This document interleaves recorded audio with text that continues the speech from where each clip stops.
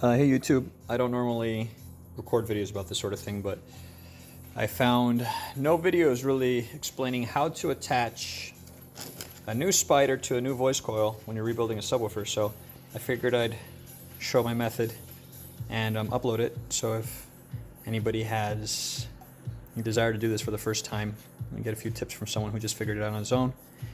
If you don't have precision tools at your disposal, if you don't want to like 3D print a shim or follow any sort of specific specs, the best thing you can do is figure out the shim dimensions that you're going to need to shim your voice coil centered on the pull piece. For me, there's different kinds of paper and different thicknesses, and then wrapped and kind of adhered together. I'm going to wedge that in there and try to get the voice coil to sit center. Right, so once I've already figured out this process in general, so what's going to happen is this is going to sit in there. The voice coil is going to be pretty much centered on the pull piece, but I need to figure out how to get the spider attached perfectly horizontally so that the voice coil moves in a vertical fashion or perpendicular to the subwoofer mounting, right? So if I put the voice coil in right like this is obviously going to rub as you operate the sub, and it might sound like it clears as you assemble it, but as soon as you turn the volume up, you're going to feel that the voice coil is rubbing, and it's not going to last very long that way. So what I want to do is I've already, with the previous voice coil that came on the sub, by the way, this is a old Audiobahn AW1000 that I didn't really care to do anything with, so I was about to throw it away, then I was like, you know what, let's just buy some pieces online and see if I can make something fun out of it.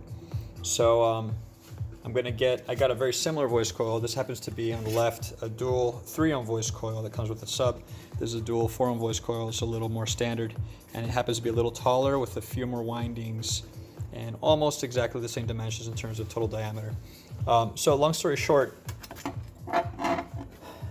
I took my time to calculate and everything, but the bottom line is you want to figure out how much of the original voice coil goes down into the motor structure. And then you want to split the difference of the length of your voice coil. And you always want to kind of err on the side of caution. So I'd rather have too many windings sticking out over the top of the magnet and the cap versus too many down inside. If I've mounted it too low, there's a chance that if I turn it up, I'll bottom out the coil and ruin the sub that way too.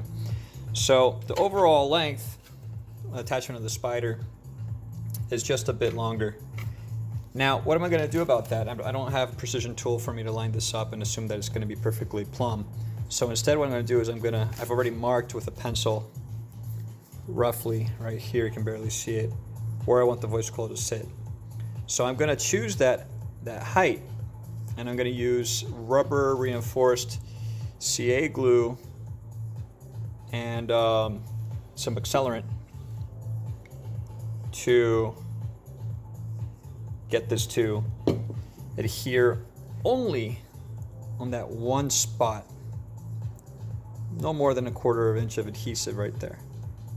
Then I'm going to insert the coil with the shims centered into the pull piece. I'm going to flatten the spider. I'm not attaching the spider to the basket. I'm just going to flatten the spider, get it as close to flat as possible, and then choose 2 more points around the coil to use the CA glue to adhere it in a way so that the spider itself no longer moves along the voice coil. Once that's done and it's secured, I can pull the coil out, I can pull the shims out, and then I can do my full process, adhering the spider to the voice coil, and then soldering the tinsel leads, and then adhering those leads to the coil too so that there's no fatigue in the wires, and then reinforcing it. And remember, if you're very serious about figuring out what your sub's going to do, you have a way of measuring your own specs with an analyzer of some sort. You're going to want to weigh the entirety of your moving parts, so your voice coil, your spider, everything you've attached to it, and the cone and the dust cap, and half of the rubber surround to calculate that moving mass. Okay? So you want to do all that stuff before your final assembly in the subwoofer. If I get really into this, I might do a part 2 to this video and upload that so you guys see the rest of the process. But that's going to be my method, and if there's a part 2, you'll be able to see the thing in action. Okay? Thanks a lot. Bye-bye.